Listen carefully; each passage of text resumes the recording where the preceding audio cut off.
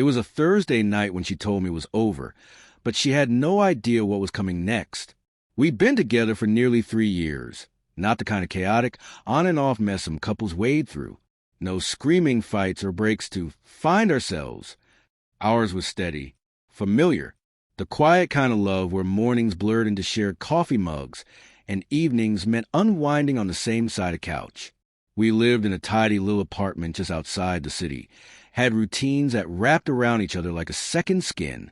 We talk about marriage, kids someday, a dog maybe. At least, I thought we did. That night, though, something was different from the second we stepped inside the restaurant.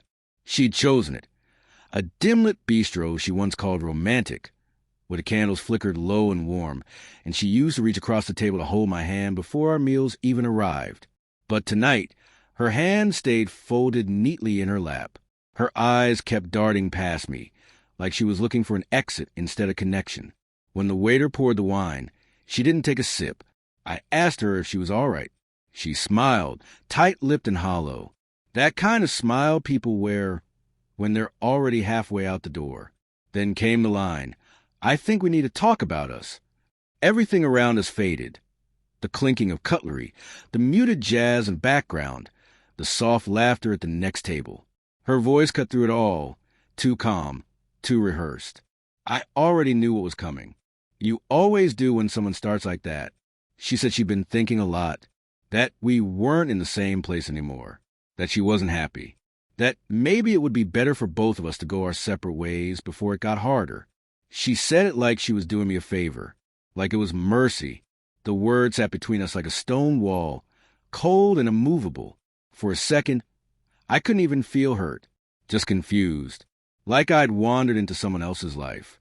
This wasn't the girl who fell asleep on my chest whispering how safe she felt. This wasn't the woman who used to trace circles on my palm when she couldn't sleep. But she didn't know what I already knew. 2 weeks earlier, she left her iPad unlocked on the kitchen counter. I wasn't snooping. I was grabbing it to play music while I cooked. But then I saw the notifications, dozens of them. Her messages weren't just casual small talk with a coworker. His name was Tyler. He worked in her office. What I read wasn't harmless. It was flirtatious, personal, filled with emojis and inside jokes and confessions she used to make to me. "I wish you were here. He doesn't get me like you do." I didn't confront her then. I needed time to sit with the truth, to watch her, to see if she'd tell me on her own. But she didn't. Instead, I watched her fake her way through dinner conversations, watched the goodnight kisses vanish, noticed the longer showers, the excuses about traffic and extra work. I noticed everything, and I said nothing, because I wanted to give her the chance to come clean. But she never did. So that night, across the table, when she tried to play the martyr, I let her. I leaned back in my chair, calmly took a sip of the wine she hadn't touched, and asked, "Are you sure this is what you want?" She nodded gently. "It's for the best. We both deserve to be happy." I smiled, not one of those strange smiles she'd been offering all evening, but a real one laced with calm and clarity. Because I knew what was about to unfold. I reached into my coat pocket and slid an envelope across the table. She looked down, confused. "What's this?" she asked. "Go ahead," I told her. She opened it with slow, cautious fingers. Inside were neatly printed screenshots, pages of them. Every message she'd sent to Tyler, every heart emoji, every late-night wish and veiled complaint about me. Her fingers trembled as she flipped through them. "I didn't want to do this," I said softly. "But since you're being honest with me tonight, I thought I'd return the favor." Her face drained of color. The calm she tried so hard to fake slipped off like wet paint. "You went through my messages?" she whispered. "No," I said, steady. "You left them open. I just paid attention." The silence between us shifted. It wasn't awkward anymore. It was raw, heavy, real.